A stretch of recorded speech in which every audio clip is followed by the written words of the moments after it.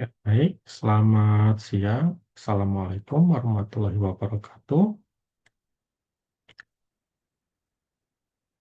Ya, jadi hari ini adalah pertemuan kita yang kedua ya. Jadi sebelumnya pertemuan pertama kita sudah membahas tentang penduga titik. Nah, pada pertemuan hari ini saya akan memberikan materi terkait penduga interval.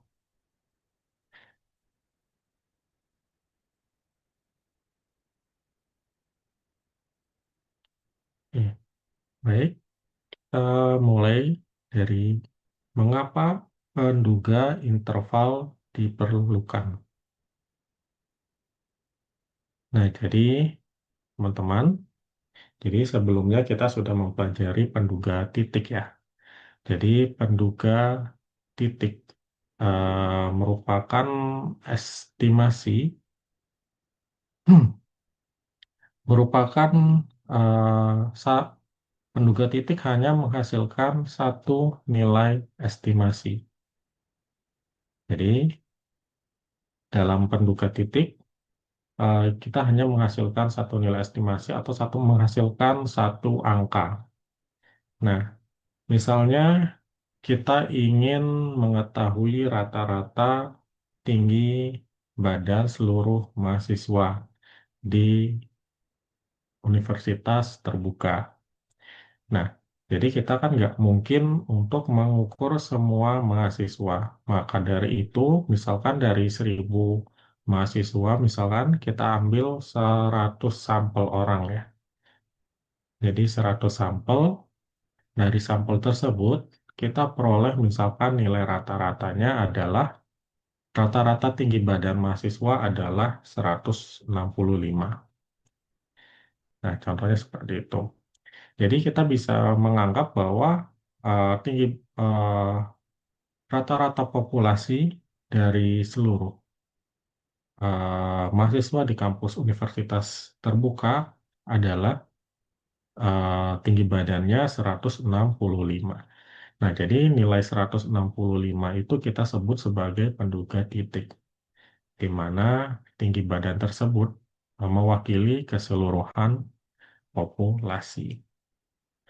Nah, namun di sini masalahnya adalah apakah tinggi rata-rata tinggi badan yang kita ambil dari sampel tersebut yang 165 cm itu akan sama dengan rata-rata tinggi badan seluruh mahasiswa di kampus. Nah, jadi nilai 165 yang kita dapat itu hanya penduga saja. Apakah nilai rata-rata tersebut sama dengan rata-rata tinggi badan seluruh mahasiswa? Jadi belum tentu. Kenapa? Karena nilai tersebut berasal dari sampel. Jadi bukan dari seluruh populasi. Misalkan dari 1.000 populasi tadi, kita ambil 100 sampel lain. Maka nilai rata-ratanya tentu saja berbeda dari yang sebelumnya. Jadi misalkan nilai rata-rata tinggi badan adalah 164. Lalu kita ambil lagi 100 orang. Kita ambil 100 orang lagi. Nah, kita dapat nilai rata-ratanya 165. Misalkan seperti itu. Jadi ada perbedaan. Jadi ada perbedaan dari 100 sampel di tiap-tiap berbeda ya. Itu ada perbedaan. Nah, jadi perbedaan ini ya kita sebut sebagai sampling error, yaitu kesalahan yang muncul ketika kita mengambil sampel. Nah, jadi dalam statistik kita nggak cukup hanya mengatakan bahwa nilai rata-rata 165. Jadi akan lebih baik jika kita menyatakan dalam bentuk rentang. Misalkan tinggi badan mahasiswa diperkirakan berada di antara 163 sampai 168. Nah, rentang inilah yang kita sebut sebagai penduga interval.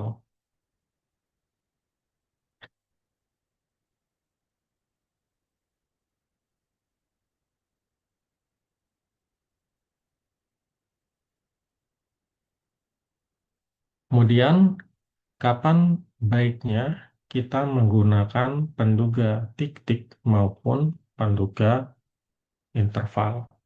Nah, di sini ada beberapa poin yang sudah saya uraikan, di mana penduga titik eh, lebih baik jika kita gunakan jika kita ingin mengetahui nilai estimasi secara cepat. Kemudian, yang kedua adalah digunakan sebagai langkah awal dalam melakukan analisis. Kemudian yang ketiga adalah digunakan dalam perhitungan lanjutan yang membutuhkan satu nilai parameter. Dan yang terakhir adalah ketika ukuran sampel besar dan ketelitian estimasi dianggap cukup baik. Nah, kemudian untuk penduga interval akan lebih baik jika kita gunakan ketika dalam penelitian ilmiah saat kita membuat laporan statistik. Kemudian yang kedua, ketika diperlukan ukuran ketelitian estimasi.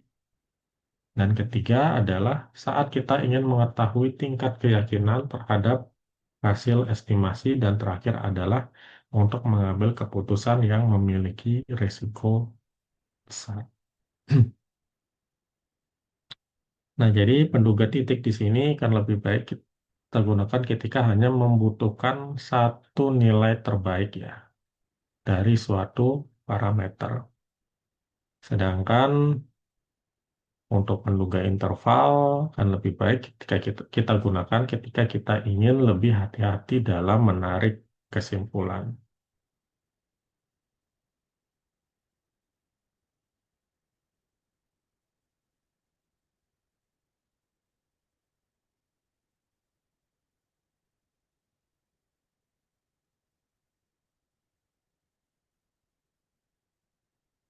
Nah, selanjutnya adalah konsep dasar dari penduga interval.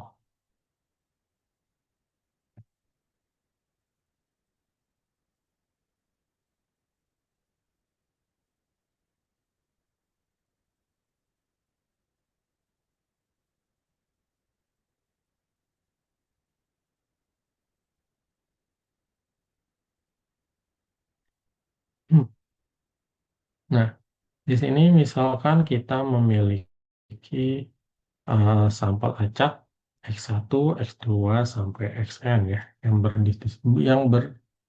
dari distribusi dengan parameter theta. Nah, tujuan kita di sini adalah mengestimasi parameter populasi theta, lalu menentukan rentang nilai yang mungkin memuat theta. Kemudian dibentuk dua statistik, yaitu L yang merupakan fungsi untuk batas bawah, dan U yang merupakan fungsi untuk batas atas. Kemudian kita memperoleh suatu interval LU, batas bawah dan batas atas.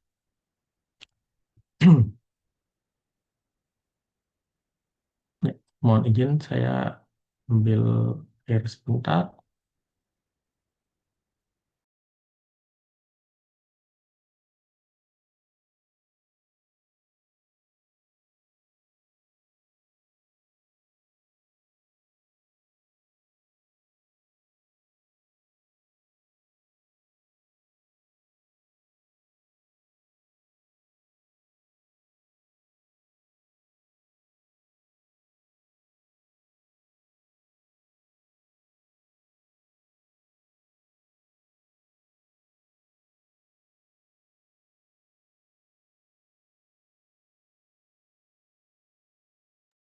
Ya, baik, saya lanjutkan. Hmm.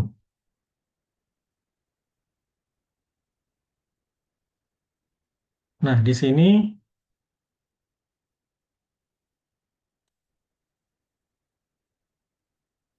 ya Jadi kita lanjut ke definisi interval kepercayaan.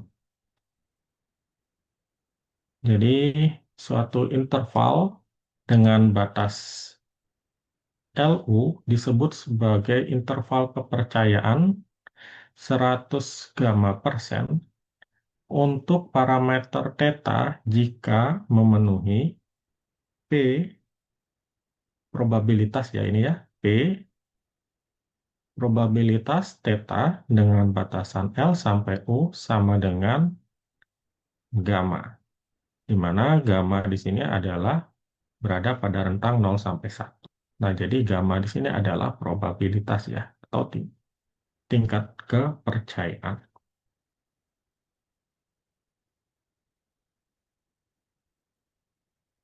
Nah, jadi L di sini disebut sebagai batas kepercayaan bawah, atau dengan kata lain lower confidence limit, dan U disebut sebagai batas kepercayaan atas, atau upper confidence limit.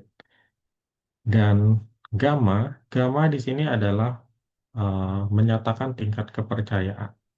Jadi gamma sendiri di sini tingkat kepercayaan yang ditetapkan oleh peneliti.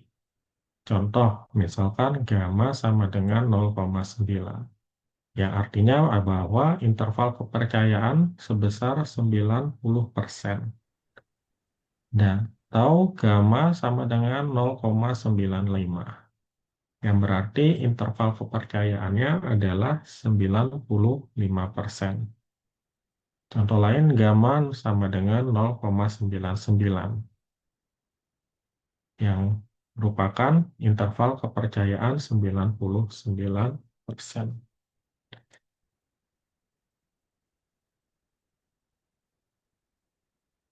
Jadi tujuan dari interval kepercayaan di sini adalah untuk menentukan rentang nilai dengan tingkat keyakinan tertentu memuat parameter populasi theta. Nah, jadi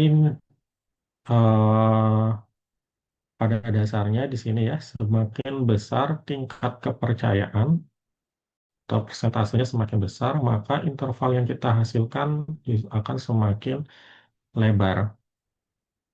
Jadi interval yang kita hasilkan akan semakin lebar. Dengan begitu, nilai akurasi rentang menjadi lebih longgar. Jadi, jika kita bandingkan antara nilai tingkat kepercayaan 90% dengan 99%, jadi tingkat kepercayaan 90% di sini memiliki interval yang lebih sempit. Sedangkan tingkat kepercayaan 99% memiliki interval yang lebih lebar.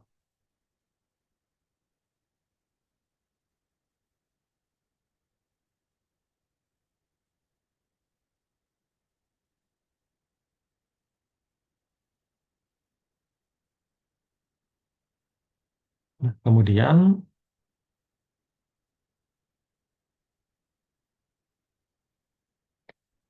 definisi batas kepercayaan satu sisi. Jadi, batas kepercayaan satu sisi digunakan ketika peneliti hanya ingin menentukan batas bawah maupun atau batas atas dari parameter theta. Jadi salah satu ya. Jadi batas kepercayaan satu sisi ketika eh, peneliti hanya ingin menentukan batas bawah atau batas atas dari parameter theta. Nah, batas kepercayaan satu sisi di sini untuk batas bawahnya kita nyatakan sebagai P L X1 sampai Xn kurang dari theta sama dengan gamma.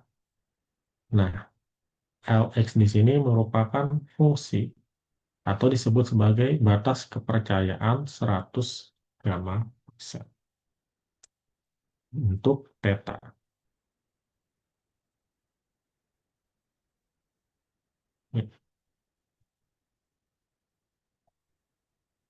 Jadi misalkan gamma yang kita tentukan adalah 9, 0,9. 0,9. Maka batas kepercayaannya di sini adalah 100 dikali 0,9% atau 90%. 100 kali 0,9, 90%. Jadi ini maksud dari 100 gamma persen ya. Nah, kemudian batas kepercayaan atas satu sisi. Jika P, probabilitas ya, U X1 sampai Xn lebih dari theta sama dengan gamma. Nah, di sini UX atau U X1 sampai Xn disebut sebagai merupakan fungsi untuk menentukan batas kepercayaan 100 gamma persen atas satu sisi untuk theta. Nah, kita akan ke contoh saja untuk memahami cara mencari batas kepercayaan untuk theta. Nah, di sini diberikan sampel random ukuran N yang berasal dari distribusi eksponensial. Jadi, XI berdistribusi eksponensial dengan parameter theta. Dan kita ketahui bahwa 2N kali X bar per theta itu berdistribusi chi-square dengan parameter 2N. Nah, yang ditanyakan adalah parameter yang ingin dicari. Untuk parameter yang ingin dicari, batas kepercayaannya adalah theta.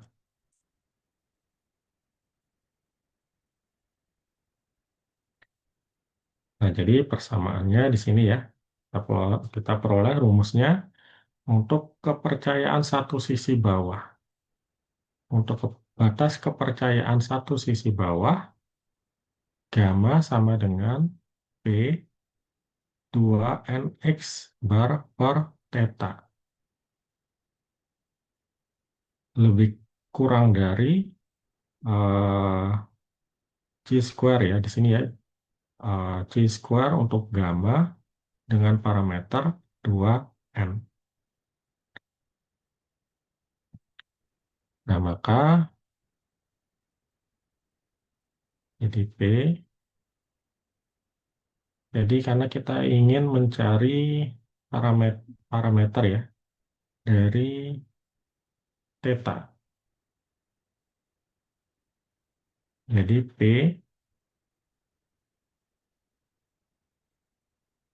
2n X bar.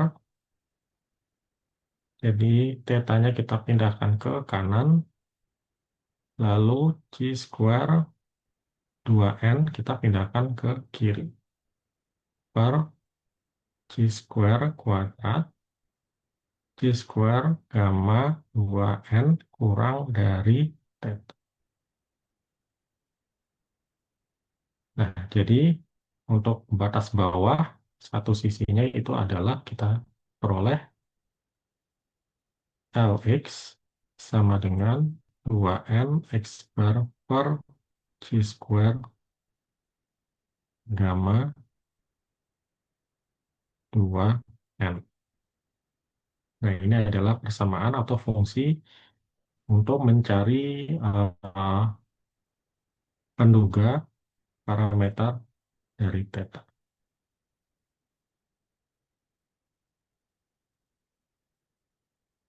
Nah, kemudian untuk batas kepercayaan satu sisi atas, ya, untuk batas kepercayaan satu sisi atas, kita langsung saja kita peroleh di sini adalah UX sama dengan 2n X bar per chi square 1 min gamma dengan parameternya 2n. Jadi P Jadi persamaannya, ya, jadi kita gunakan persamaan ini.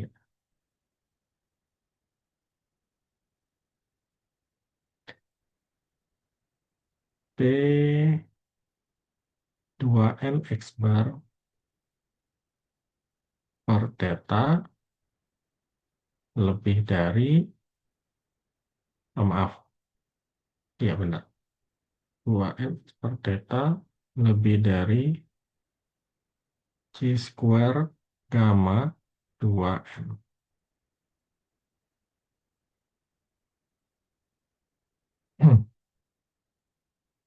Nah, ini adalah untuk batas kepercayaan atasnya, maka di sini kita peroleh P 2N X bar per C square gamma 2N lebih dari theta. Maka persamaan ini, fungsi ini merupakan fungsi untuk batas kepercayaan satu sisi di atas.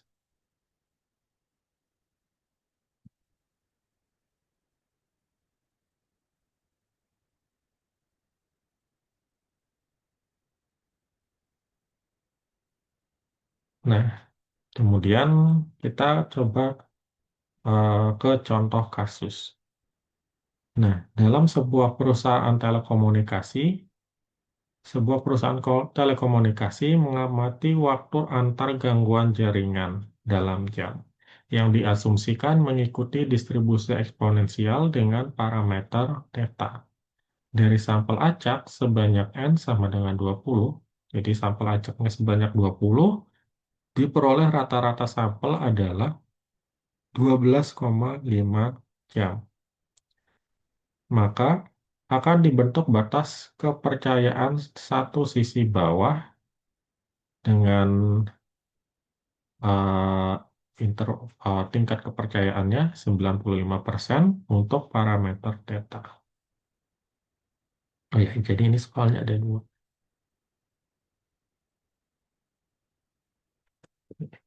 Ini aja.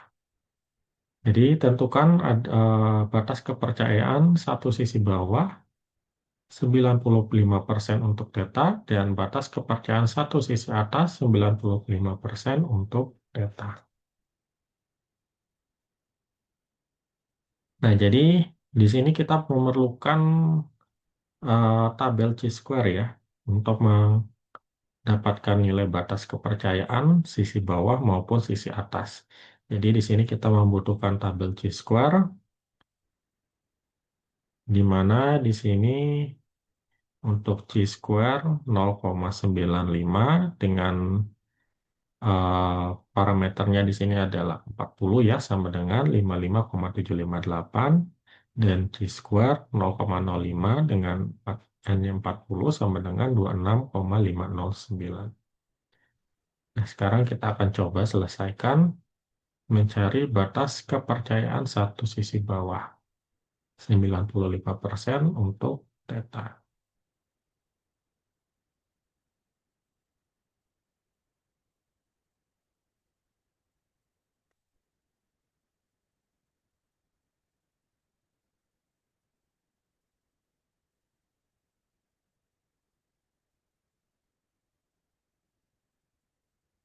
Ya. Nah, di sini yang diketahui adalah N sama dengan 20, lalu X bar atau rata-rata itu sama dengan 12,5, lalu gamanya di sini adalah 95% atau 0,95. Nah, sekarang kita akan mencari batas bawahnya. Jadi Lx sama dengan, kita gunakan rumus yang tadi ya, rumus ini ya. Karena yang diketahui di sini adalah bahwa di distribusi variabel randomnya mengikuti distribusi eksponensial dengan parameter theta. Jadi kita gunakan rumus ini untuk mencari batas bawah satu sisi. Jadi Lx sama dengan 2mx bar per C square. Gamanya di sini tingkat kepercayaannya adalah 0,95.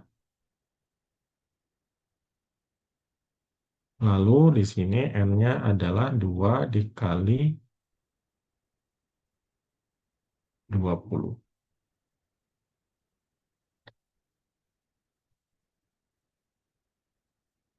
Nah, 2 kali 20 kali 12,5 bagi C square 0,95, N-nya adalah 20. Maka diperoleh hasilnya di sini 500 per, ya tadi hasil tabel C square-nya 55,758. 55,758. 500 dibagi 55,758 sama dengan 8,97.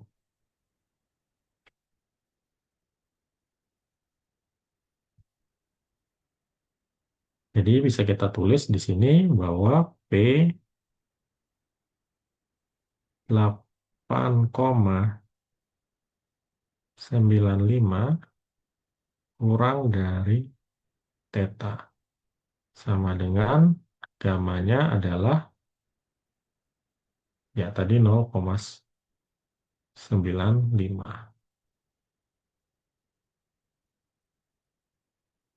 Jadi estimasi eh, tetanya di sini adalah 8,95 kurang dari theta. Untuk tingkat kepercayaan 0,95.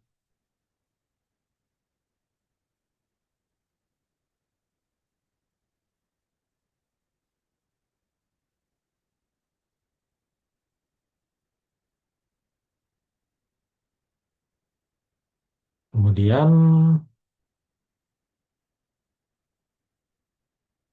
untuk yang B, batas kepercayaan satu sisi atas 95% untuk theta. Nah, ini bisa teman-teman coba sendiri ya. Jadi, untuk batas atasnya, teman-teman bisa menggunakan yang fungsi di bawah ya, UX. UX sama dengan 2nx bar dibagi C square 1 min gamma 2. T hasil yang diperoleh adalah batas atasnya 18,86.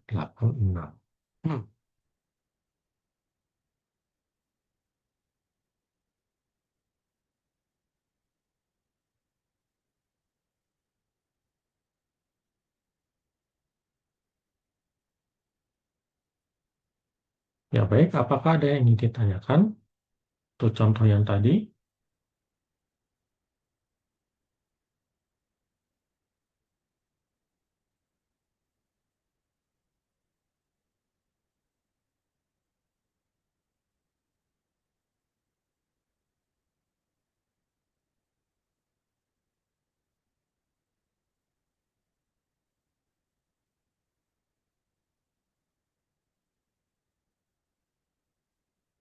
jadi saya lanjutkan.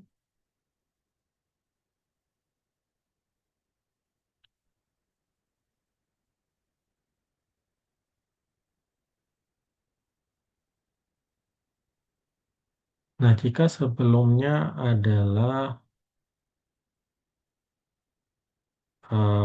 batas kepercayaan satu sisi ya. Jadi ada batas kepercayaan satu sisi dan ada batas kepercayaan dua sisi. Nah, di sini saya akan bahas untuk batas kepercayaan dua sisi. Jadi jika ingin interval kepercayaan 100 gamma persen untuk theta, kita bisa pilih alfa A1 positif dan A2 juga positif, namun dengan syarat di sini A1 ditambah A2 itu sama dengan alfa, sama dengan 1 dikurang gamma. Nah, jadi inter, eh, persamaan yang memenuhinya di sini adalah P C square A1 dengan parameternya adalah 2N kurang dari 2NX bar per theta kurang dari C square 1 min alpha 2 dengan parameter 2N sama dengan 1 min alpha 1 dikurang alpha 2. Nah, jadi sehingga bentuk intervalnya menjadi seperti ini. Nah, jadi saya jelaskan sedikit prosesnya, bagaimana proses di atas dapat menjadi yang seperti di bawah ini. Ya, ini bisa.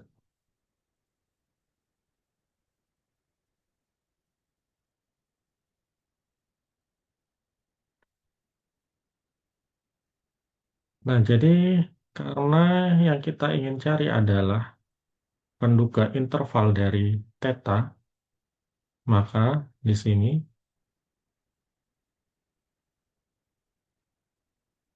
ya kita ambil bagian sisi ini dulu ya, bagian sisi kirinya, di mana C square alpha 1 2N kurang dari 2N X bar per theta.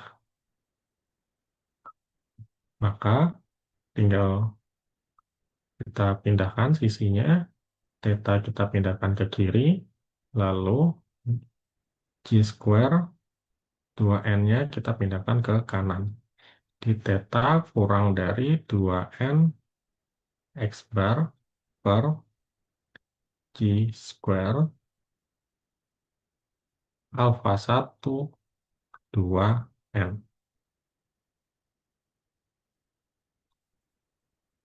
Nah, kemudian sisi yang lainnya juga, untuk sisi kanan kita lakukan hal yang sama.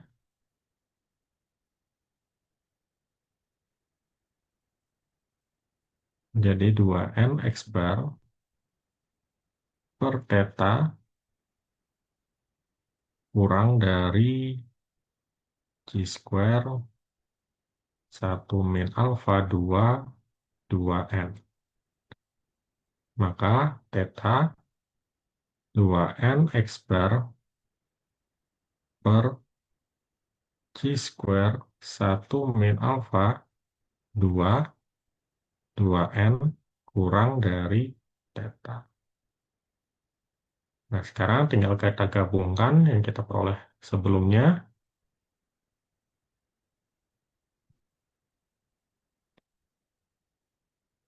Jadi P sama dengan 2N X bar per C square kuadrat, C square 1 min alpha 2, 2N, kurang dari theta, kurang dari 2N X bar per C square alpha 1, 2N. Nah, kemudian di sini tadi sudah dijelaskan ya, bahwa alpha 1 ditambah alpha 2 sama dengan 1 min gamma. Nah, gamma sendiri di sini adalah tingkat kepercayaan. Maka 1 min gamma di sini adalah taraf signifikasinya. Jadi, gamma sama dengan, ya,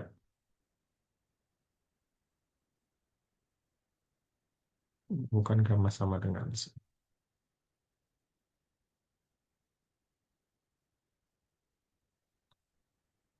ya benar, berarti gamma sama dengan 1 dikurang alfa 1 dikurang alfa 2. Ya, jadi ini adalah gammanya ya. Kita kemana?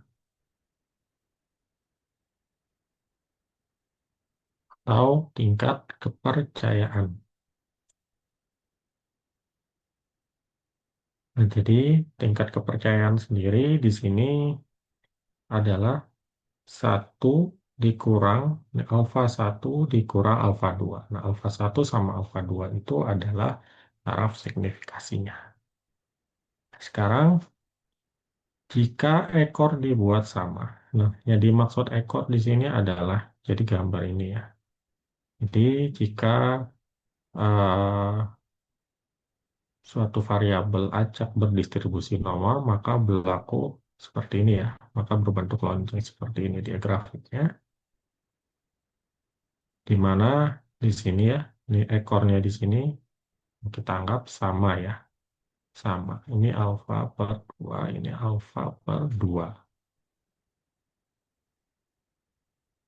Nah, di sini untuk tingkat kepercayaannya adalah, jadi tingkat kepercayaan, ini bentuk eh, lainnya ya. Jadi kita bisa tuliskan theta di sini. Theta merupakan, estimasi theta merupakan elemen dari 2n x bar per c square 1 min alpha 2n interval di sini ya 2n x bar per c square alpha 1 2n. Ini alpha 2. Nah, jadi nilai theta di sini ya, penduga theta di sini berada pada rentang ini.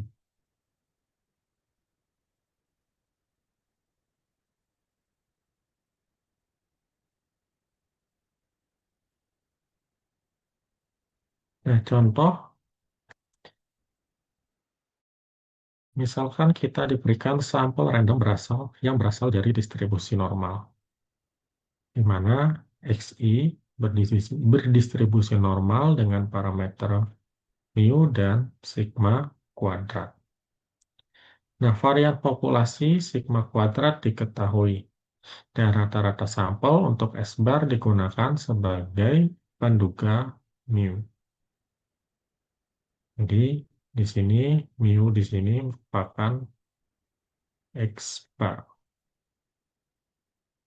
Nah, statistik yang digunakan adalah statistik Z ya, sama dengan X bar min mu per sigma per akar N, di mana Z di sini berdistribusi normal standar 0,1.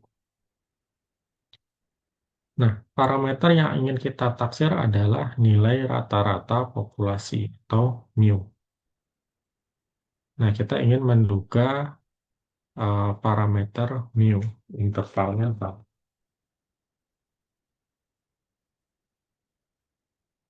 Nah, cara menduga parameter mu ya kita lakukan dari sini.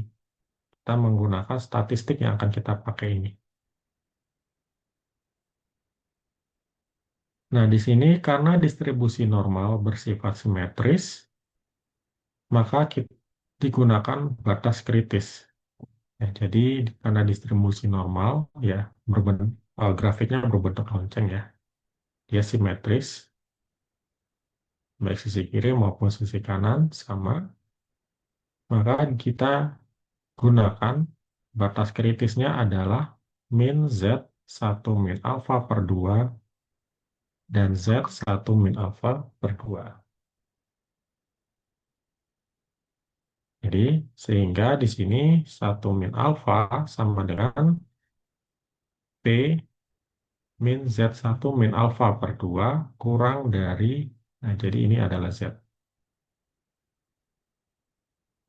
Z-nya adalah X bar min mu per sigma per akar N kurang dari Z1 min alfa per 2.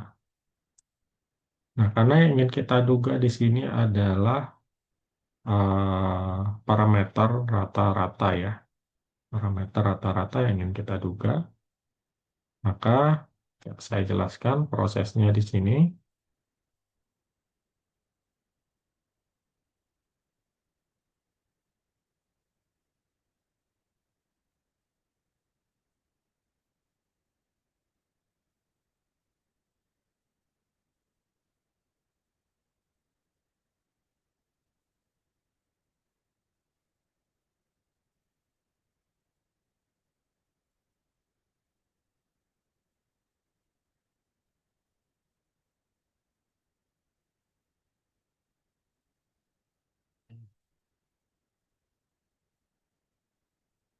Saya ambil ini dulu. Hmm.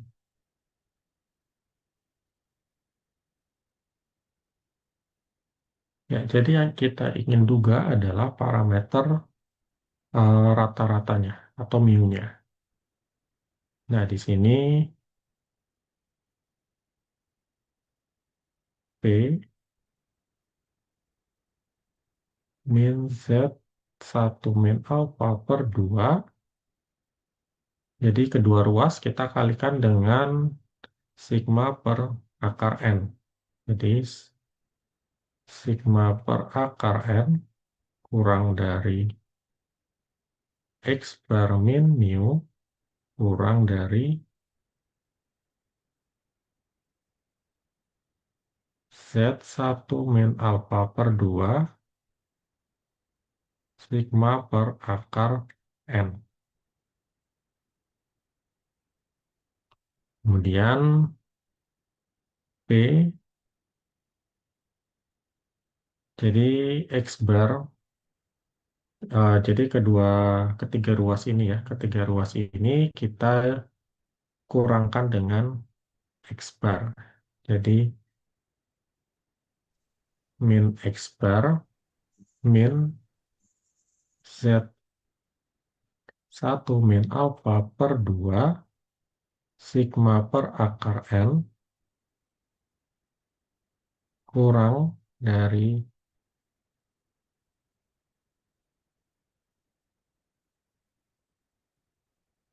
min mu kurang dari min X bar ditambah Z1 min alfa per 2 sigma per akar N.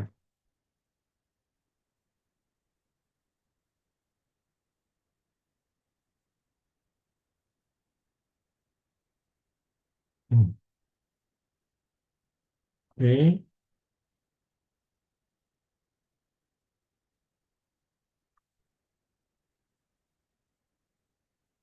ya, ini masih belum menyerupai ini ya.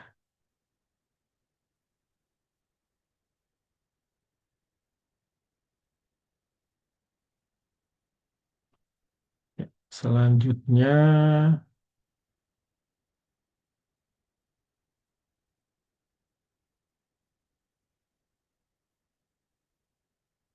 ya, jadi di sini karena masih min mu di sini berarti kita kalikan dengan min 1. Jadi P X bar plus Z1 min alfa per 2 alfa per akar N kurang dari mu kurang dari ini kita kalikan min 1 jadi X bar min Z1 min alfa per 2 kali alfa per akar N. Ya, apakah sudah sama? Oke, sebelum ya. Jadi di sini kita perlu tukarkan ya. Karena tadi kita sudah kalikan min mu, maka di sini kita perlu tukarkan batasnya di sini. Karena ini hasilnya nggak mungkin lebih besar ya dibandingkan yang sisi kanannya. Sehingga batasnya kita perlu tukar. Maka P sama dengan X bar min Z1 min alfa per 2 alfa per akar N kurang dari mu kurang dari X bar plus Z1 min alfa per 2 alfa per akar N. Nah, ini adalah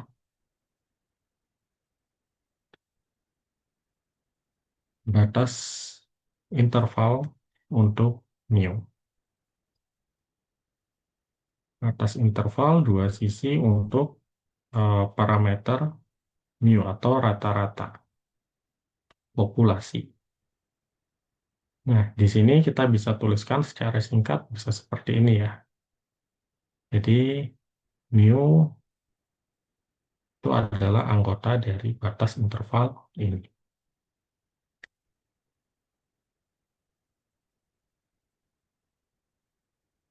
Kemudian kita ke contoh kasus di mana sebuah perusahaan pengemasan makanan ingin mengetahui rata-rata berat isi produk yang dihasilkan mesin pengisi otomatis. Dari sampel acak sebanyak 64 kemasan, diperoleh rata-rata berat sampel 502 gram. Berdasarkan spesifikasi mesin, simpangan baku populasi diketahui sebesar 16 gram. Akan dibentuk interval kepercayaan 95% untuk rata-rata berat produk mu. Misalkan, nah di sini diketahui Z 1 min alfa per 2 atau Z 0,975 adalah 1,96. Nah, bagaimana kita mendapatkan nilai ini ya? Z 0,975 sama dengan 1,96. Nah, di sini diberikan interval kepercayaan 95% untuk mu.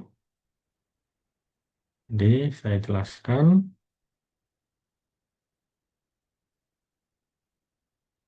Jadi, yang kita ingin cari adalah parameter interval untuk mu ya, untuk mu. Dengan interval kepercayaannya adalah 95%. Nah, di sini diketahui tadi N-nya adalah 64. Kemudian X-bar-nya adalah 502. Kemudian simpangan baku populasi adalah 16 gram. Jadi sigma sama dengan 16. Kemudian 1 min alfa. Jadi alfanya di sini satu Jadi alfanya sendiri di sini 0,95. Adalah 1 dikurang 0,95,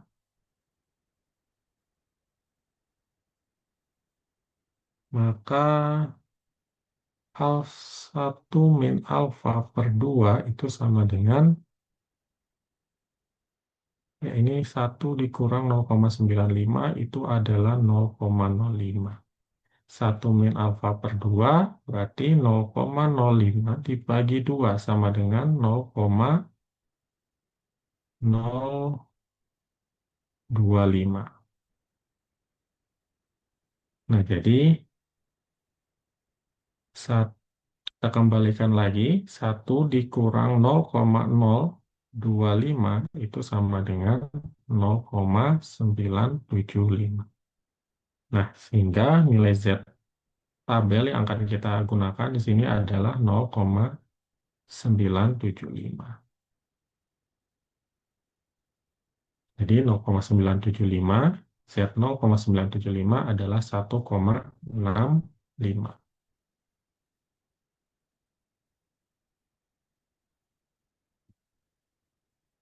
Nah, kemudian kita akan menghitung standar errornya. Kita akan menghitung standar error. Jadi, alpha sigma per akar N itu sama dengan 16 per akar 64. 16 per akar 64 itu sama dengan 16 per 8 atau 2. Jadi kita peroleh standar errornya adalah 2.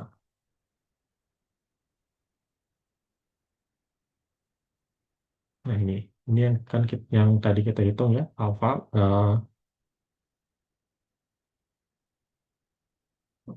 ini sigma ya. Ini sigma. Sigma per akar N.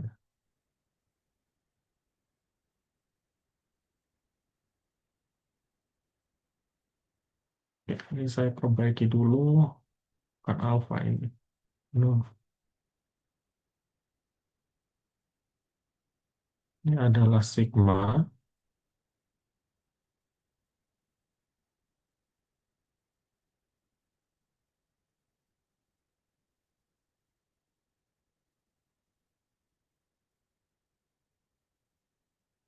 Nah, setelah kita menghitung standar errornya, maka kita akan hitung nilai margin error. Nah, margin error yang disebutkan margin error itu adalah yang bagian sini ya. Ini adalah margin error. Nah, di sini untuk kita hitung margin errornya,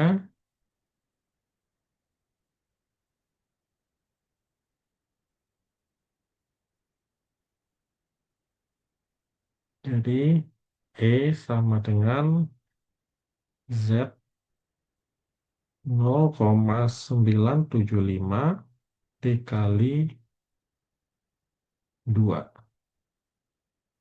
Dikali 2. Nah, tadi nilai Z 0,975 kita bisa peroleh hasilnya dengan tabel Z ya, yaitu 1,96. 1,96 kali 2. Itu sama dengan 3,92. Nah, jadi kita peroleh di sini margin errornya adalah 3,92.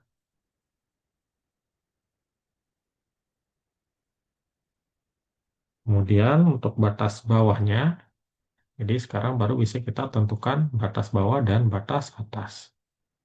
Untuk batas bawah itu adalah L sama dengan X bar min E. Jadi dengan rumus tadi ya, ini kan E ya. Jadi batas bawahnya adalah nilai rata-rata dikurang margin error. Dan untuk batas atasnya adalah nilai rata-rata ditambah margin error.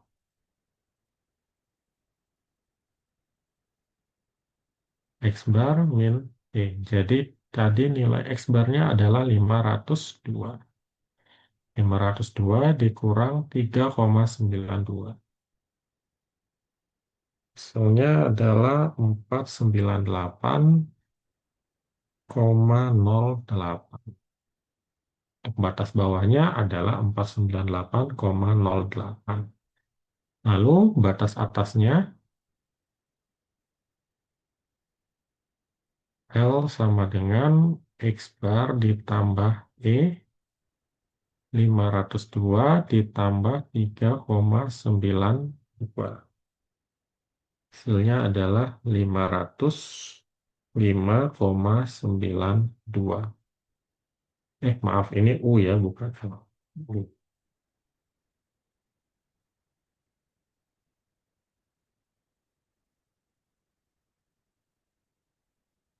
Nah, eh, jadi untuk interval kepercayaan kayaan 95% diperoleh rata-rata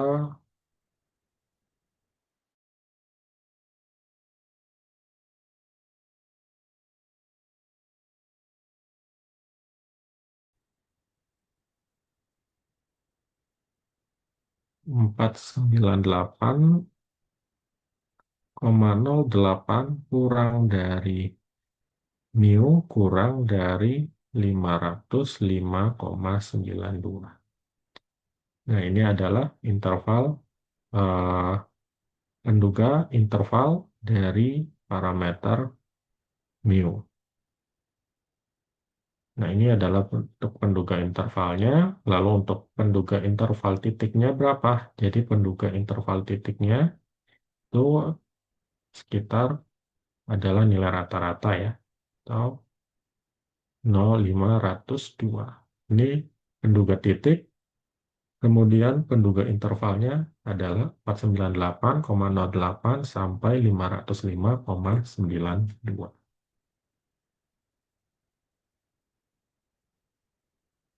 Ya, dari sini ada yang ingin ditanyakan?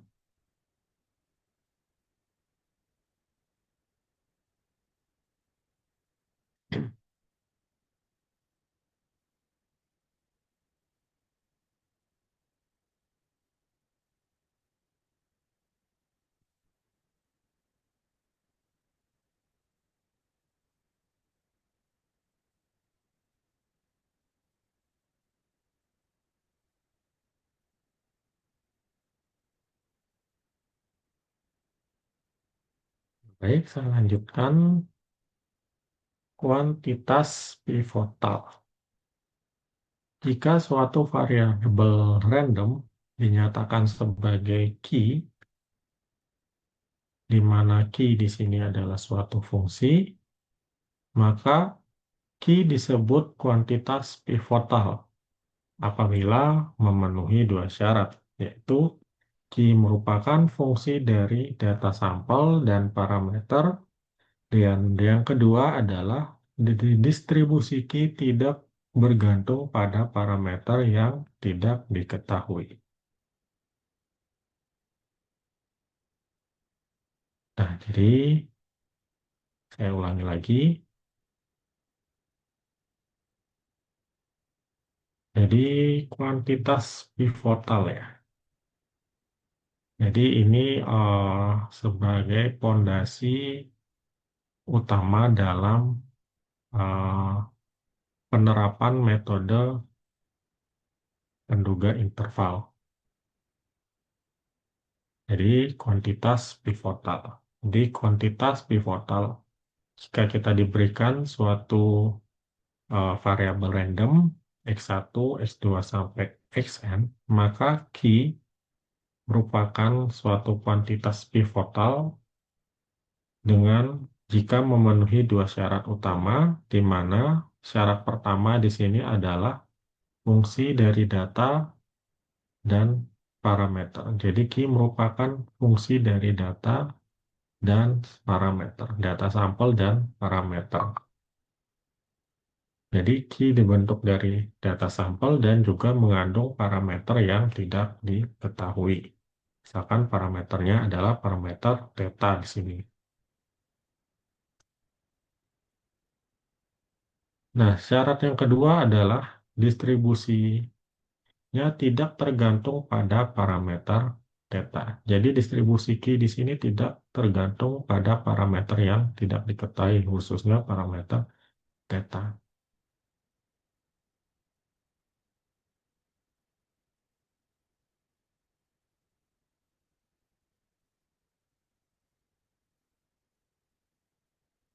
Nah, contoh misalkan, di sini kita memiliki apabila sampel berasal dari distribusi eksponensial.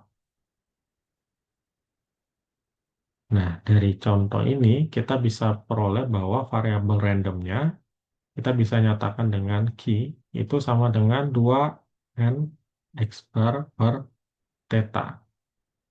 Dan bentuk key ini mengikuti distribusi key kuadrat. Jadi bentuk key ini mengikuti distribusi key kuadrat, di mana key berdistribusi key kuadrat dengan parameternya adalah 2n. Sehingga di sini key di sini kita katakan sebagai kuantitas pivotal dengan alasan bahwa key merupakan fungsi dari data sampel X. Ya, jadi key dibentuk dari fungsi pada data sampel X yang memiliki ukuran n dan memiliki parameter theta. Namun di sini distribusi dari key itu tidak tergantung pada parameter theta. Justru distribusi key di sini tergantung pada n-nya.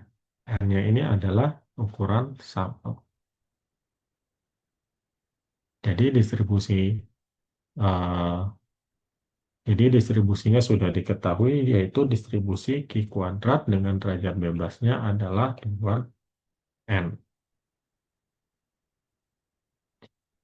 Jadi untuk proses perubahan ya dari distribusi eksponensial menjadi ke distribusi kuadrat di sini cukup panjang ya. Jadi melibatkan distribusi eksponensial berkaitan dengan distribusi gamma lalu kita hubungkan dengan distribusi Q kuadrat. Jadi prosesnya cukup panjang dari sampel yang berdistribusi eksponensial kita nyatakan sebagai eh, distribusi Q kuadrat.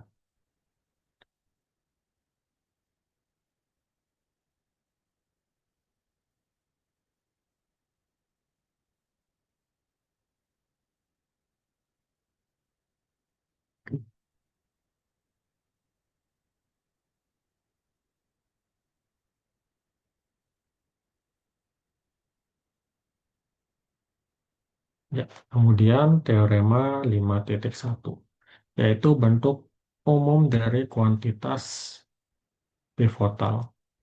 Misalkan kita diberikan variabel random x1 sampai xn adalah sampel random dari distribusi suatu fungsi peluang fx theta ya. Jika PML jadi eh, PML penduga maksimum likelihood ya. Jadi singkatan dari penduga maksimum likelihood dari theta duga dapat dihitung. Maka yang pertama di sini jika theta adalah parameter lokasi, maka berlaku Q sama dengan theta duga dikurang theta yang merupakan kuantitas pivotal. Dan yang kedua, jika theta merupakan parameter skala, maka berlaku Q sama dengan theta duga dibagi dengan theta yang merupakan juga kuantitas pivotal. Jadi dalam hal ini kita perlu menduga eh, eh, kita perlu penduga titik ya khusus untuk parameter theta.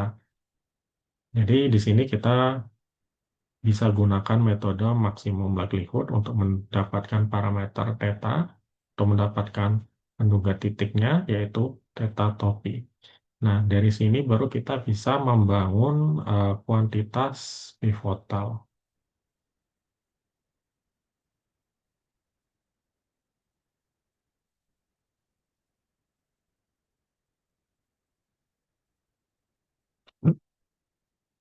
Nah, contoh di sini apabila sampel berasal dari distribusi eksponensial, di mana XI berdistribusi eksponensial theta. Nah, parameter theta di sini merupakan parameter skala. Nah, misalkan dengan eh, menduga maksimum likelihood untuk theta, kita peroleh theta duganya adalah rata-rata sampel atau X bar, maka dari teorema 5.1 berarti kita bisa tuliskan bahwa Q sama dengan X bar per theta. Jadi tadi teorema 5.1 berbunyi di mana Q sama dengan theta topi per theta. Di mana Q di sini d- eh, adalah kuantitas pivotal ya. Jadi sehingga theta topinya kita ganti dengan X bar atau rata-rata sampel. Namun agar distribusinya lebih mudah kita gunakan, maka eh, key di sini kita kalikan dengan faktor 2n ya. Kita kalikan dengan faktor 2n sehingga kita dapatkan key di sini mengikuti distribusi chi square. dengan derajat bebasnya adalah 2N.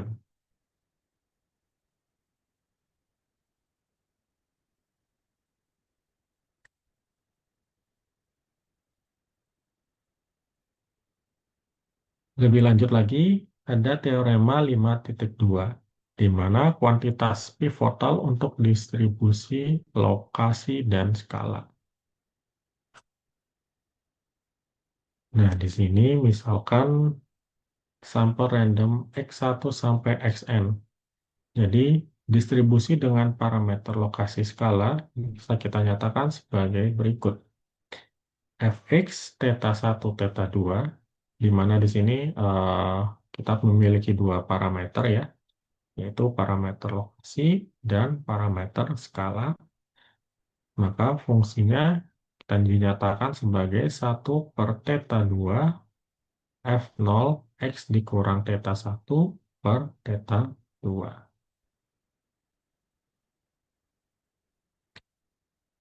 Nah, di sini jika penduga maksimum likelihood dari theta 1 topi dan theta 2 topi ada memiliki nilai, maka di sini kita bisa tuliskan bahwa theta 1 topi dikurang theta 1 dibagi theta 2 topi serta theta 2 topi dibagi theta 2 itu masing-masing merupakan kuantitas pivotal untuk theta 1 dan theta 2.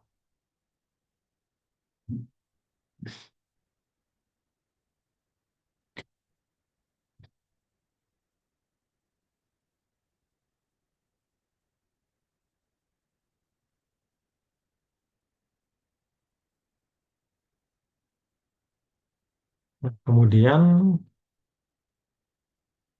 di sini saya akan berikan contoh.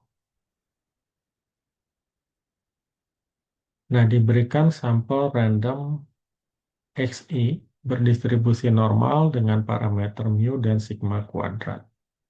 Nah, di sini kita kedua parameter, baik mu maupun sigma kuadrat, tidak diketahui. Dan misalkan di sini dengan penduga maksimum likelihood untuk mu dan sigma kuadrat, ada kita peroleh adalah mu topi dan sigma topi kuadrat. Lalu di sini kuantitas pivotal untuk mu dan sigma kuadrat kita bisa tuliskan mu mu topi min mu per sigma kuadrat. Dan sigma, eh, jadi ini standar deviasinya ya. Jadi sigma topi per 10. Jadi untuk menghitung interval kepercayaan agar lebih praktis, kita bisa menggunakan estimator tak bias. Jadi S kuadrat sama dengan N sigma uh, kuadrat per N min 1.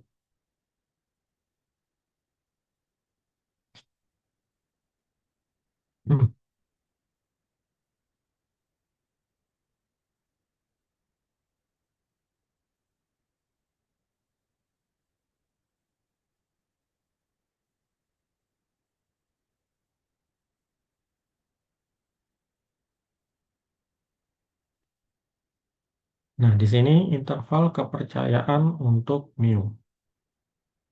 Jadi di sini statistik yang kita gunakan adalah ini adalah statistik Z ya. Z di mana X bar min mu per S per akar N berdistribusi T dengan derajat bebasnya adalah N min 1. Nah, di sini dan diberikan bahwa persentil distribusi T itu dinyatakan sebagai T1 min alfa per 2 sama dengan T1 min alfa per 2 dengan derajat bebasnya N min 1. Nah, di sini kita akan cari interval kepercayaan untuk mu.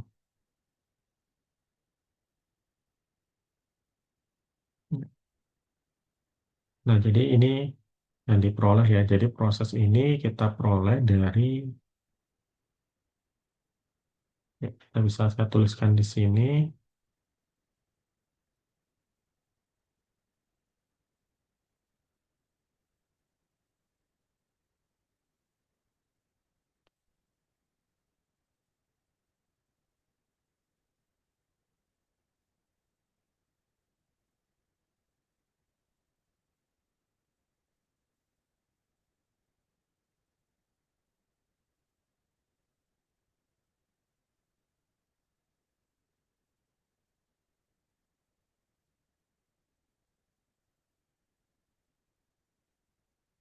Oke, di P, di tadi kita gunakan distribusi T ya di sini.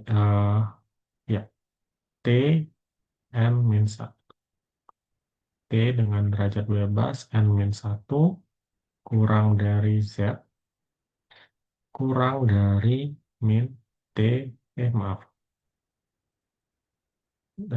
min T di sini min T lalu T. Ini min T, ini plus T.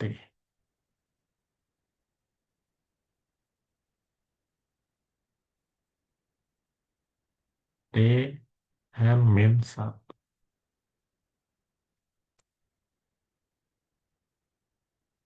Nah, kemudian T min T N min 1 kurang dari Z. Nah, Z tadi itu dinyatakan sebagai X bar min mu per S per akar N. Jadi X bar min mu per S per akar N. Kurang dari T N min 1. Nah, sekarang kita ingin mencari penduga interval untuk mu. Berarti ketiga ruas kita kalikan dengan S per akar N.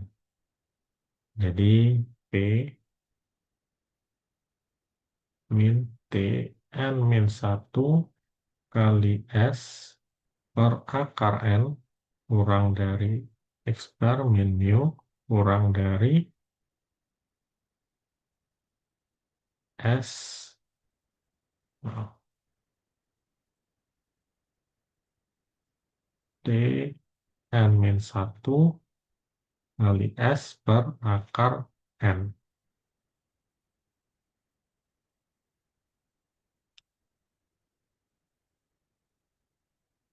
Nah, di sini ketiga ruas kita kurangkan dengan X bar.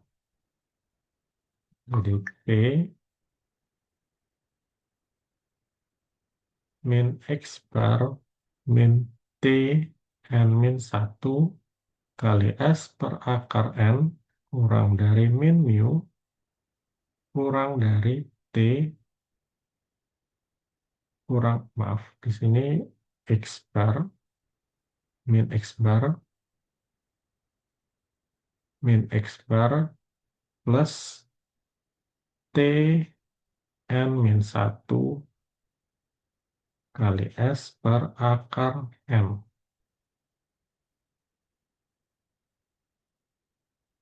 Nah, jadi ketiga ruas kita kalikan dengan min 1,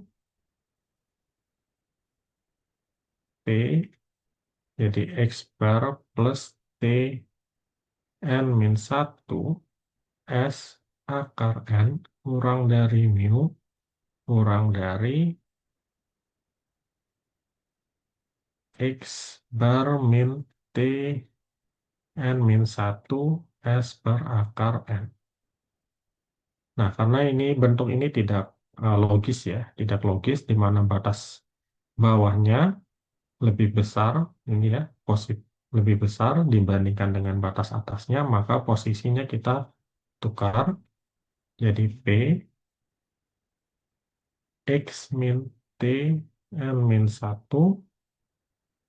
S per akar N kurang dari mu kurang dari X plus T N min 1 S per akar N.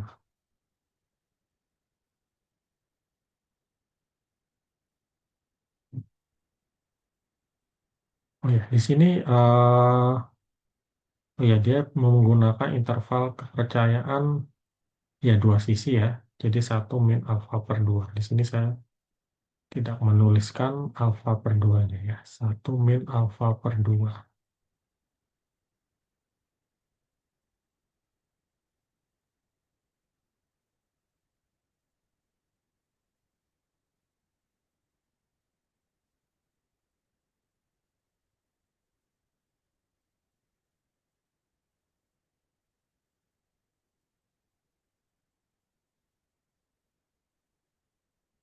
Ya.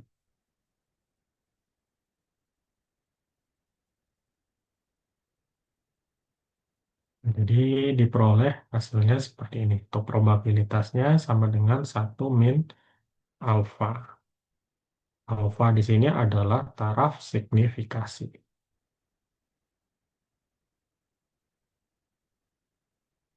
Nah, berbeda dengan untuk interval kepercayaan, interval kepercayaan untuk parameter sigma kuadrat.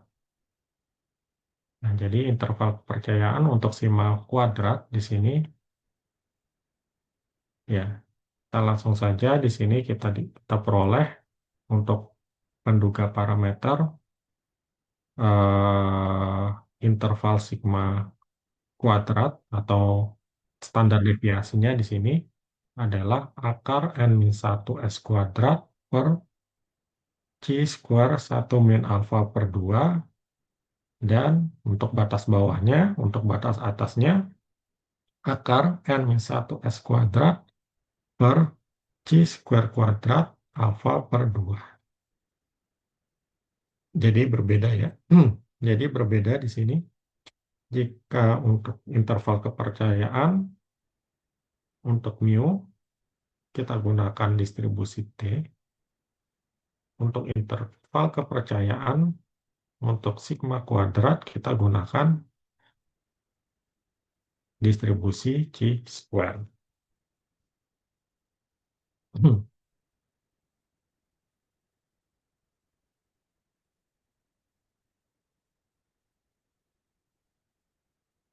Nah, di sini contoh. Diberikan sampel random X1 sampai X2 sampai Xn, di mana sampel random ini berdistribusi Bernoulli dengan peluang suksesnya adalah P. Nah, dengan penduga maksimum likelihood, di sini kita peroleh parameter P adalah P duga sama dengan sigma X1 per N, atau kita bisa tuliskan di sini sebagai rata-rata sampel. Nah, jika jumlah sukses berdistribusi binomial dengan parameternya adalah N dan P, nah kita ketahui bahwa di sini distribusi ini tidak memiliki kuantitas pivotal ya untuk P. Karena kita tidak bisa mencari interval, menduga interval kepercayaan dari distribusi binomial. Jadi kita bisa menduga interval kepercayaan dari distribusi chi-square, distribusi Z, atau distribusi T. Nah, jadi kita perlu mengubah ini distribusi binomial menjadi uh, distribusi yang lain. Nah, di sini kita bisa menggunakan distribusi normal standar ya atau distribusi Z ya dengan menggunakan. Jadi kita bisa mencari interval kepercayaan dengan menggunakan tabel Z. Jadi berdasarkan teorema limit pusat, Z sama dengan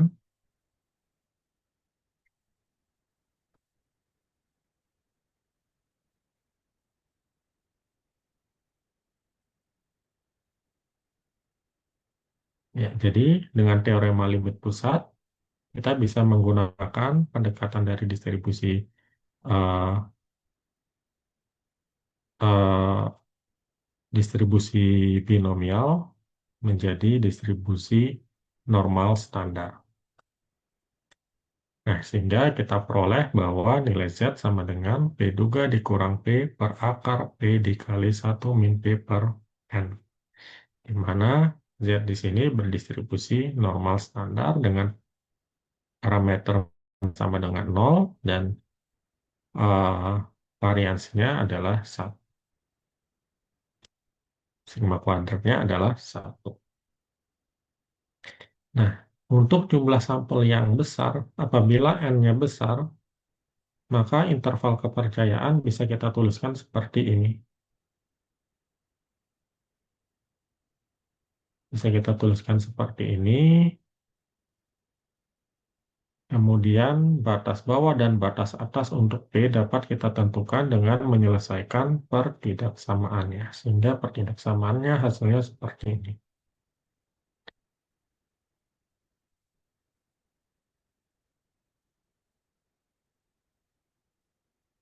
Jadi di sini teman-teman bisa eh,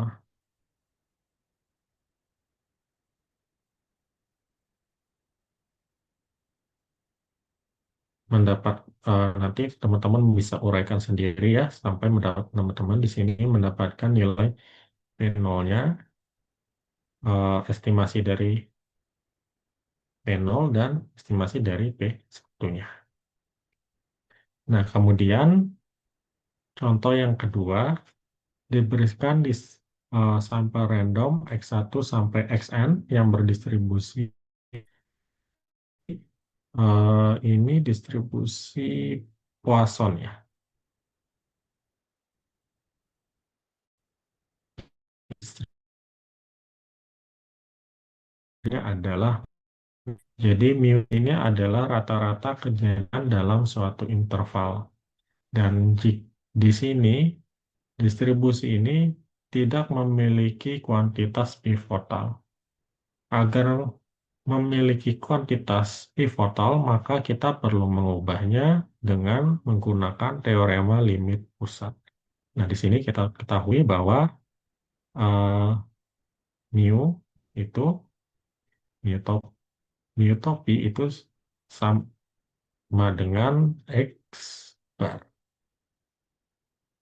Jadi penduga titik dari mu itu adalah X bar untuk distribusi Poisson.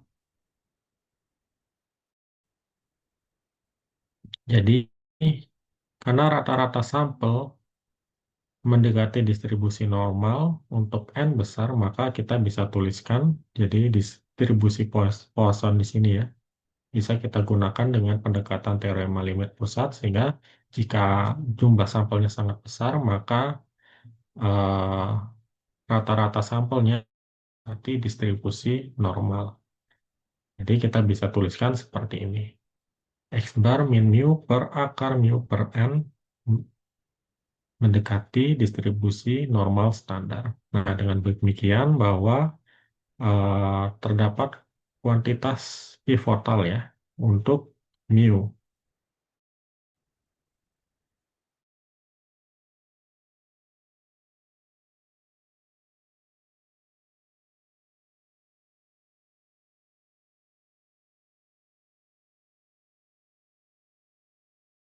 Kuantitas pivotal.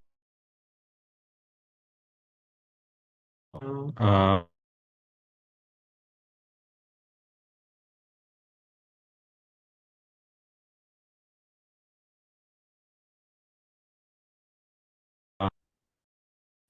maka di sini kita bisa menggunakan tabel Z ya. Jadi P min Z1 min alfa per 2 kurang dari X bar kurang dari mu per akar mu per N kurang dari Z1 min alfa per 2. Nah, maka kita peroleh di sini untuk interval kepercayaan dari ini mu ya. Jadi penduga interval untuk mu adalah X bar plus minus Z 1 min alfa per 2 akar X bar per N. Jadi ini adalah margin errornya.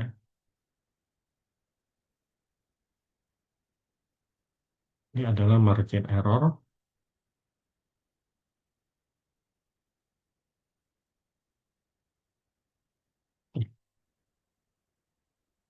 Baik, ada yang ingin ditanyakan sebelumnya?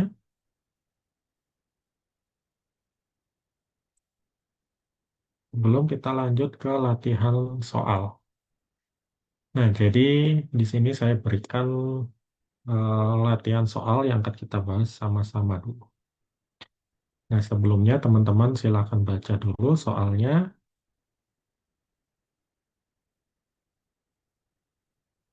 Ya, saya mohon izin dulu untuk belakang.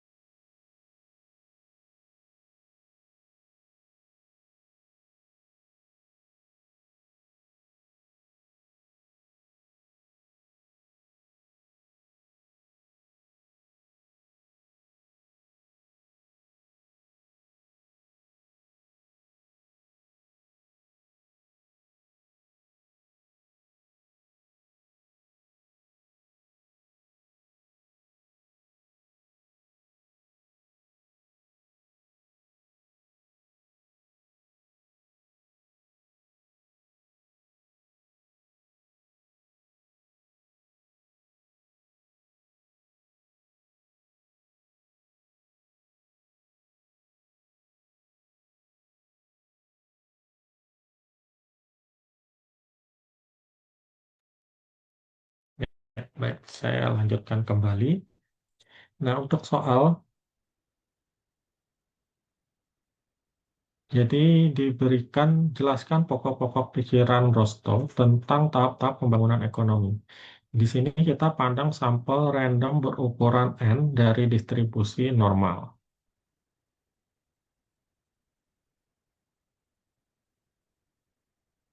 Kita pandang, jadi sudah diketahui di sini sampel randomnya berdistribusi normal dengan ukurannya adalah N. Jadi XI berdistribusi normal untuk mu dan sigma kuadrat. Jika diketahui bahwa sigma kuadrat sama dengan 9, maka hitunglah interval kepercayaan untuk 90% untuk mu berdasarkan nilai taksiran. Ya, ini X bar ya harusnya ya, nilai rata-rata ini. Nilai rata-rata 19,3 dengan N-nya adalah 16.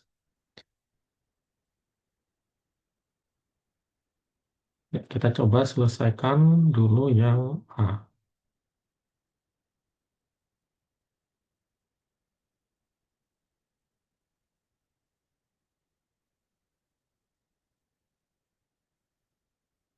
Nah, jadi diketahui rata-rata sampelnya tadi adalah X bar 19,3.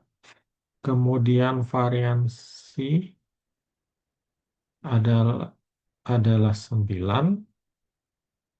Sehingga kita peroleh di sini simpangan bakunya adalah akar 9 yaitu 3. Lalu ukuran sampelnya itu sama dengan 16. Dan di sini tingkat kepercayaannya yaitu gamanya diketahui 90% atau 0,9. Sehingga alfanya di sini adalah 1 min gamma atau 1 min 0,9, 0,1. Nah, di sini kita akan tentukan dulu nilai Z-nya ya, Z tabelnya. Jadi untuk tingkat kepercayaan 90% atau 0,9, maka kita dapatkan alfanya atau tingkat kesalahannya ya, yaitu 0,1. Nah, di sini maka untuk alfa per 2-nya, alfa per 2-nya adalah 0,1 dibagi 2. 0,1 bagi 2 adalah 0,05. Nah, sekarang kita akan cari nilai kritis dari Z1 dikurang alfa per 2, yaitu Z 0,95. Z 0,95. Di sini kalau kita cari dengan tabel Z, kita peroleh Z 0,95 adalah 1,645. Nah, kemudian untuk rumus interval kepercayaan. Nah, tadi rumus interval kepercayaan karena diketahui di sini adalah berdistribusi normal, maka kita bisa tuliskan di sini rumusnya adalah interval atau IC, nah, IK. Kita sebut sebagai IK, interval kepercayaan.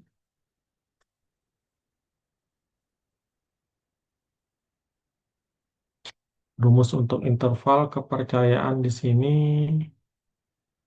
X bar,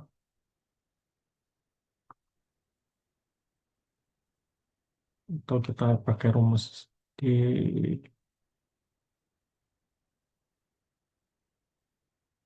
ya untuk interval kepercayaan mu. Nah, nih. Tapi di sini dia tabel T ya, bukan tabel Z. Oke.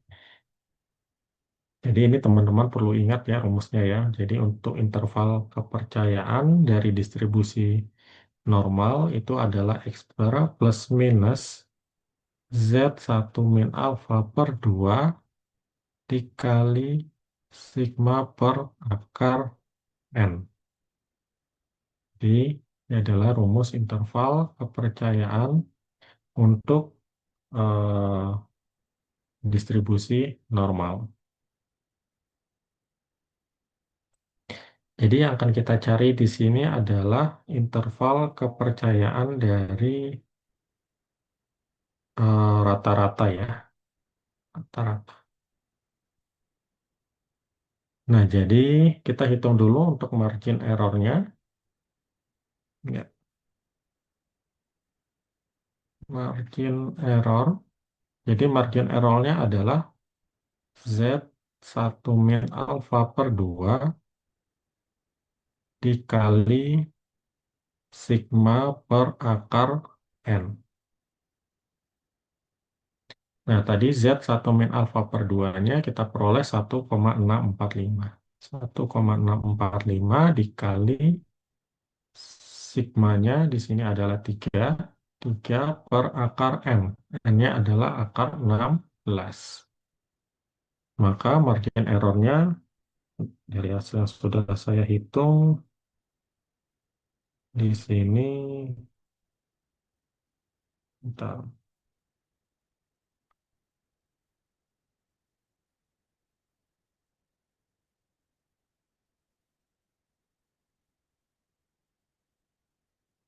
Oke, saya hitung ulang. 1,645 3 per 4. Jadi 1,645 dikali 4. 1,233. Nah, kita peroleh margin errornya adalah 1,233. Nah, sekarang kita cari masing-masing batas bawah dan batas atas. Untuk batas bawahnya, L sama dengan X bar min 1. Ya, X bar-nya rata-ratanya 19,3. 19,3 dikurang, ya, nggak terlalu jelas. 19,3 dikurang 1,233. 19,3 dikurang 1,233, 18,067. Lalu untuk batas atasnya adalah 19,3 ditambah 1,233.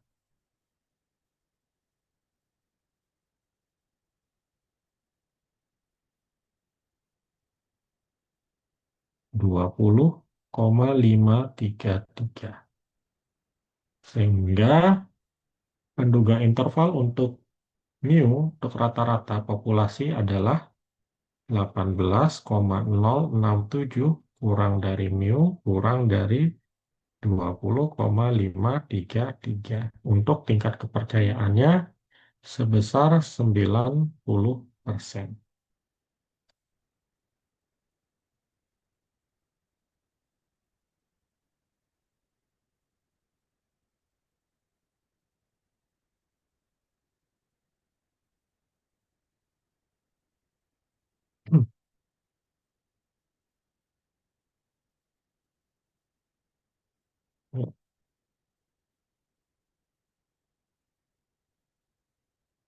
Kemudian kita coba selesaikan soal yang B.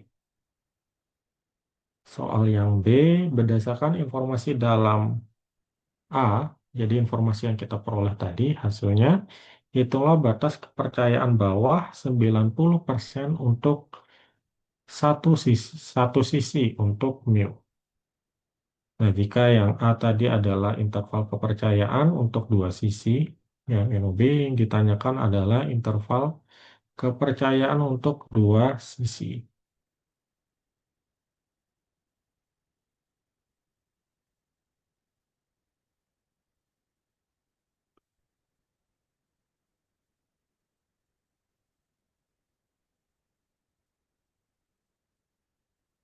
Ya, jadi interval kepercayaan satu sisi yang B, ya datanya masih sama ya.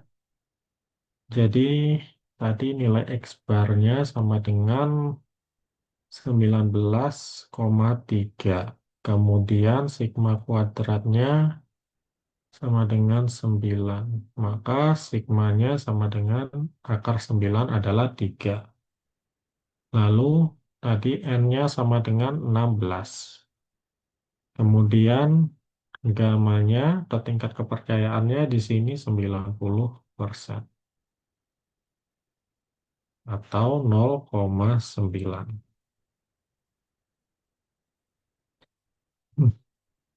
Nah, di sini kita tentukan nilai Z-nya dulu, di mana untuk batas bawah satu sisi ya. Yang ditanyakan benar ya batas bawah, ya tingkat kepercayaan bawah 90%. Jadi batas bawahnya, jadi Z alpha, maaf, Z gamma sama dengan Z 0,9. Dengan tabel Z, untuk tingkat kepercayaan 0,9 kita peroleh estimasinya 1,282. Nah, kemudian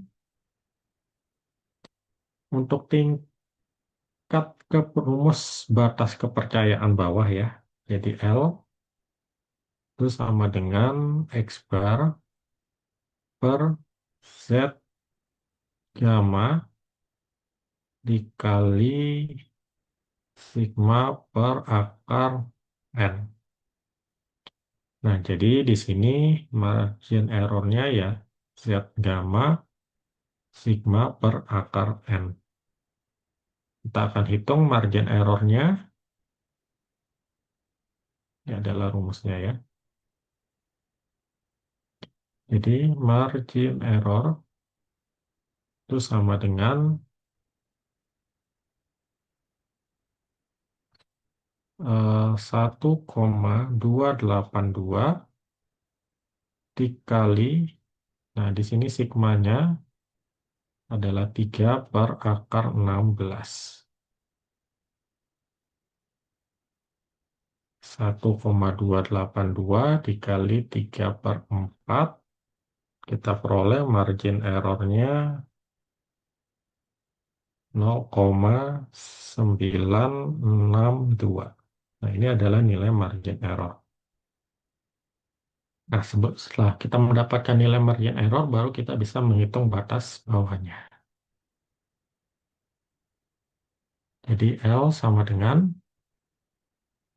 X bar, yaitu 19,3 dikurang 0,962. Maka hasilnya kurang lebih di sini taksirannya 18,34. Jadi batas bawahnya adalah 18,34. Jadi kita bisa tuliskan mu lebih dari sama dengan 18,34.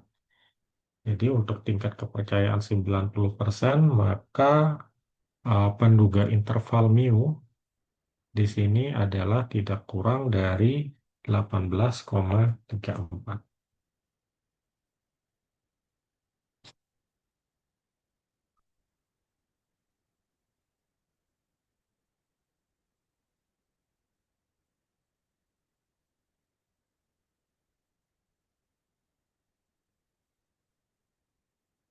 Nah, kemudian coba kita lihat yang poin C. Untuk suatu interval kepercayaan, jabarkanlah rumus untuk ukuran sampel yang diperlukan guna memperoleh interval yang lebarnya tertentu. Jika sigma kuadrat sama dengan 9, maka berapakah ukuran sampel yang diperlukan untuk mendapatkan interval kepercayaan 90% yang lebarnya 2? Nah, lebarnya 2 atau margin error-nya di sini adalah 2.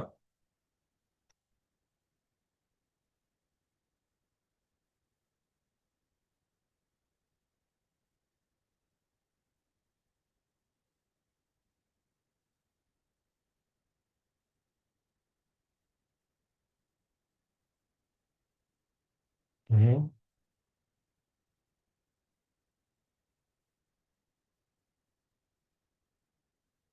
baik.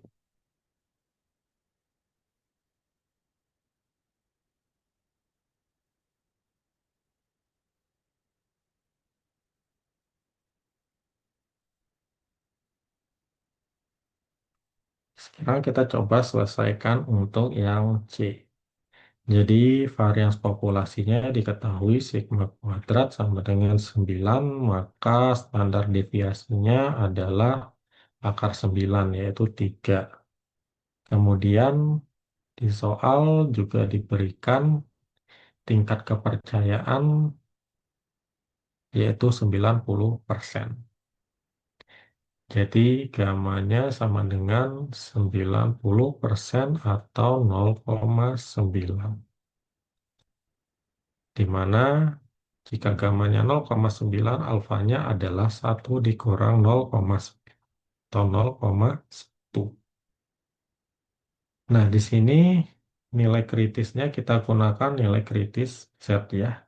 Karena dari tadi kita menggunakan nilai kritis Z, maka di sini Z 1 min alfa per 2 itu sama dengan Z 0,95. Jadi alfa per 2-nya 1 min alfa per 2 berarti 0,1 dibagi 2 adalah 0, jadi 0,5. Jadi 1 dikurang 0,5 adalah 0,95. Nah, jadi dengan Z tabel 0,95 diperoleh hasilnya adalah 1,645. Dan di sini lebar intervalnya adalah 2. Jadi W kita simpulkan dengan W ya sebagai lebar interval. Jadi lebar intervalnya adalah 2. Nah, jadi untuk rumus interval kepercayaan dua sisi di sini IC itu sama dengan X bar plus minus Z 1 min alfa per 2 sigma per akar N. Nah, di sini margin errornya adalah 1 min alfa per 2 kali sigma per akar N. Maka lebar interval itu akan melibatkan margin errornya. Jadi lebarnya adalah W itu sama dengan W kecil 2 dikali Z1 min alfa per 2 sigma per akar N. Jadi 2 dikali 1,645 kemudian kali sigma, sigmanya adalah 3, 3 per akar N. N-nya tadi 16.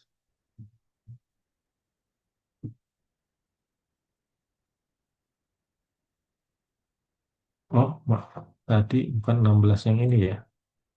Karena N-nya yang ditanyakan ya ukuran sampelnya. Jadi ukuran sampelnya yang ditanyakan berarti N-nya ya.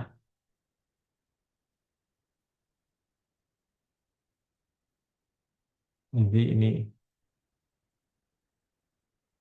N.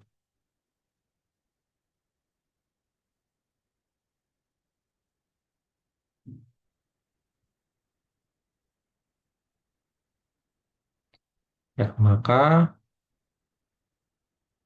W sama dengan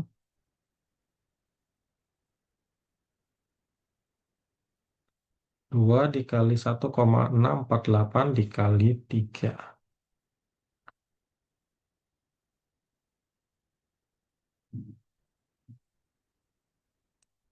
2 dikali 1,648, 1,645 dikali 3, 9,87. 9,87 per akar N. Ya.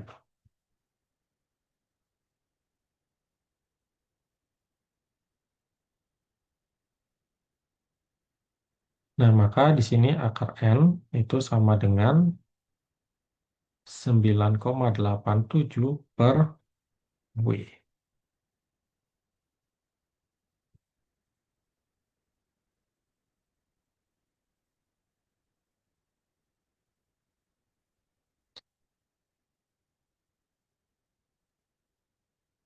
Nah, tadi diketahui W-nya adalah 2. Jadi 9/87 per 2 itu sama dengan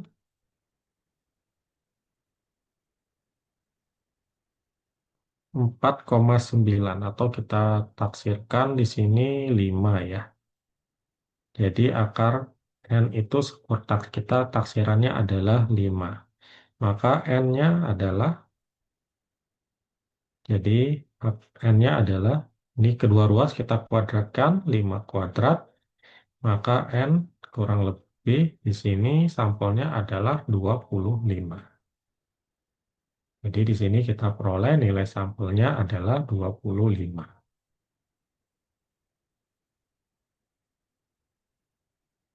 Ya, jadi untuk menjawab soal C, maka kita peroleh jumlah sampel atau ukuran sampel yang diperlukan untuk mendapatkan interval kepercayaan 90% yang lebarnya 2 adalah 25. Jumlah sampelnya 25. Kemudian yang D. Misalkan sekarang sigma kuadrat tidak diketahui, maka hitunglah interval kepercayaan 90% untuk mu jika X sama dengan 19,3 dan sigma kuadrat sama dengan 10,24. Dan N-nya adalah 16.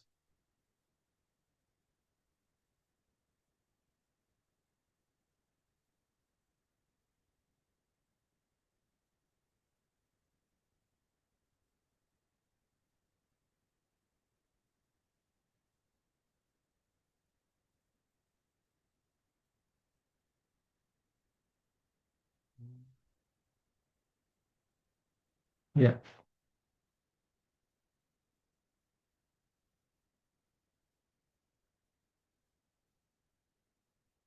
yang D di sini misal teman-teman bisa coba sendiri ya, yang poin D. Jadi di sini teman-teman diminta mencari ya sama ya. Jadi hitunglah interval kepercayaan 90% untuk mu. Jadi teman-teman mencari penduga parameter mu-nya ya. Jika di sini diberikan, oh ini harusnya X bar. X barnya 19,3. Jadi nilai rata-rata sampelnya adalah 19,3. Dan di sini sigma kuadratnya, maaf, S kuadratnya atau variasi sampelnya adalah 10,24.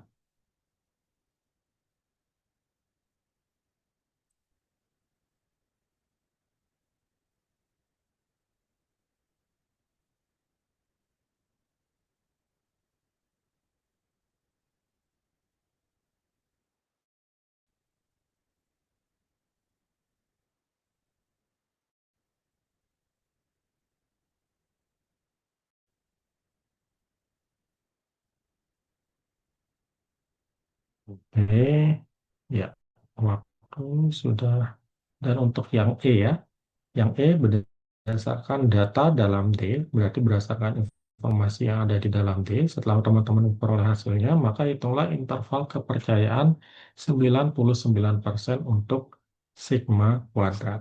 Nah, berarti di sini teman-teman diminta untuk mencari penduga parameter untuk sigma kuadrat dengan interval kepercayaan adalah 99%. Ya, sampai di sini apakah ada yang ingin ditanyakan? Nah, ini ada beberapa soal latihan. Namun kita tidak bisa bahas semua ya.